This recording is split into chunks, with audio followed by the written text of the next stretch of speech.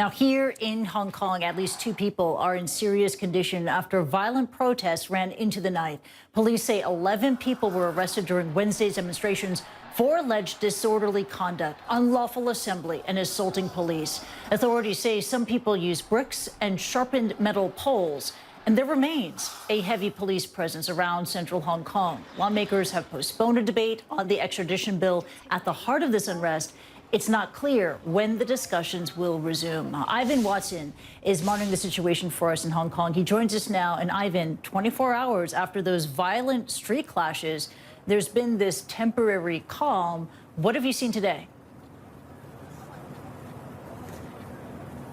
Yeah, Thursday was definitely a lull, a kind of soggy aftermath to the drama and the violence that was playing out in the streets of downtown Hong Kong and here in Tamar Park in front of the Legislative Council where I'm standing right now. This was filled in the afternoon with tens of thousands of protesters, and then it was the scene of riot police firing tear gas and making baton charges to clear people out of these areas. The scene on Thursday couldn't have been more different. There were pockets of some demonstrators. There were tropical downpours, so not large groups of people. There are maybe 100 people in front of the Legislative Council right now, a religious group singing Christian songs, but definitely a much more subdued scene than we saw yesterday. And could that be in part because both sides had simply exhausted themselves overnight? There was evidence to that effect. We saw squads of riot police charging through, breaking up barricades at 10 and 11 p.m. On the streets, and then moving through, and then minutes later, demonstrators re-erecting the barricades. But by the early pre-dawn hours, both the riot police and most of the demonstrators were gone, leaving empty, barricaded roads through the center of Hong Kong. We've gotten more about the casualties, that around 80 people, hospitals say, were wounded. The police say that at least 20 police officers were injured in the melees. I saw scenes of police firing tear gas and rubber bullets and these kind of pepper balls at people. I saw some of the demonstrators hurling stones and giant metal poles that could hurt people. There is still anger. Human rights groups have criticized the police for allegedly using too much force, and the police have said that they used the appropriate measures in response to what they say were a riot and threats against their own forces. Christy. Yeah, calm may have been restored, but the anger is still out there. Ivan Watson reporting live. Thank you. There was a remarkable moment during Wednesday's protests when a member of the Legislative Council confronted police about the way that they were handling the situation. Take a look.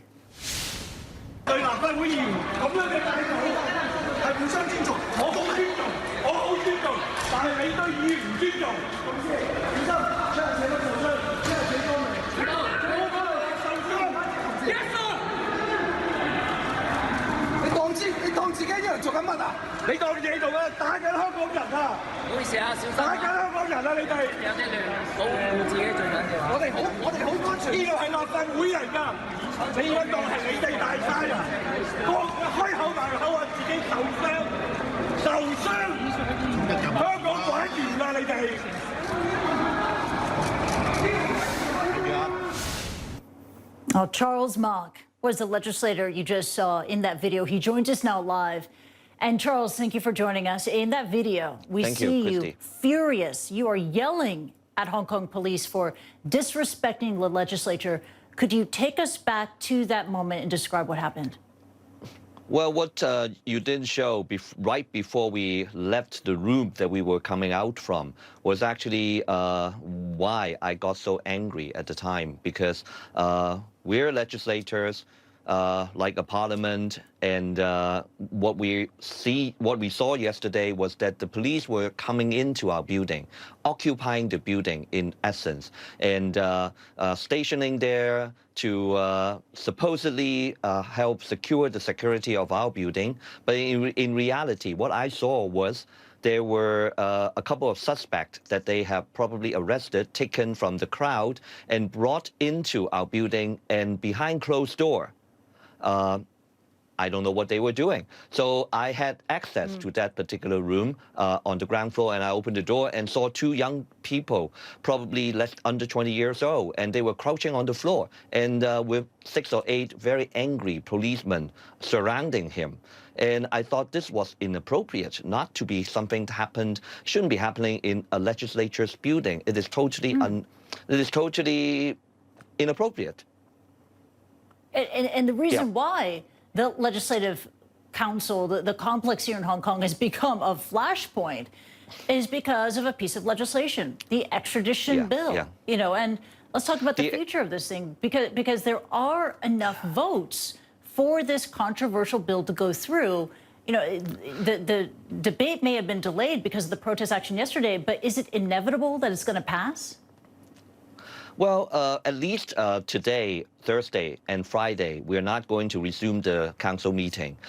We have to understand that there are enough votes, but I hope international audience will understand that in Hong Kong, we, the opposition, the pro-democracy camp, we got the majority of the votes in the general election, but because of the system, we always ended up with the minority, as the minority in the legislature. That's the problem that led to all these problems, because the people feeling that, you know, they have the majority opinion. But in any case, in most of these controversial situations, their will not be passed in the legislature. So what happened right now, I cannot totally estimate. I mean, for any particular city, if you have a march of 1 million people on the street, and Hong Kong, remembering our population is just over 7 million, you have virtually almost 1 in 7 people marching on the street. And what did the government do? Did they enter into a dialogue with people opposing the bill, with legislators or the public? No. Our chief executive disappeared all through yesterday, today. We could only see her on TV, taped, canned interviews and messages to say that these people are violent and so on. You show on the video that we just saw. I mean, these people are indeed charging the police line, but they were doing it with umbrellas. There were some shots of steel pipes on the ground, but there's no video shot of anybody hitting policemen with those weapons. But there are a lot of video shots of police firing rubber bullets, and tear gas canisters and so on at the crowd, you know, at horizontal, in a horizontal way. And these are, and we have people with shots that one guy, actually a secondary school teacher, actually got hit right near his eye, and there were some reports that he might lost his eyesight. And this person was actually arrested by the police. And these are the rioters that they're talking about. And CNN, the Hong Kong police are calling the protesters rioters, and we've made an appeal at CNN for eyewitnesses on the ground who have picked up any video of brutality that took place on Wednesday to send it, and you could find it off of my Twitter feed. Charles, even before the protest action on Wednesday, even that massive march on Sunday, months ago, you appealed to the United States for help on this with the extradition bill. In March, you were part of this delegation of pro-democracy Hong Kong lawmakers. You met with Nancy Pelosi, with NSC and State Department officials. You asked the U.S. government for help, but what can the U.S. do? Well, at the time, actually, the primary purpose of our visit back in March was actually to tell the U.S. government not to sanction Hong Kong because of the Hong Kong-U.S. Policy Act. And right at that time, the report was coming out. But we did tell them that we don't want the bill, if there were economic sanctions and so on, we don't want that to hurt all of Hong Kong. But at the same time, we were telling the U.S. officials and Nancy Pelosi that they have to keep an eye on Hong Kong, shine the light on Hong Kong, and let the world, and especially, of course, the United States, see the problems with our administration. And, of course, we pointed to them one of these problems up and coming would be the extradition bill, because it would not only affect the Hong Kong people being possibly extradited at will to China, but also affect Americans, American business interests, American passing through or living in Hong Kong are all going to be in danger. We looked at the situation of the two Canadians that are taken hostage or imprisoned in China without due process and so on. And you could see the damage of such an extradition bill. Yeah, that's why you made that appeal. Back in March, you knew that a storm was a brewing. Yes. Charles Mok, thank you for joining us.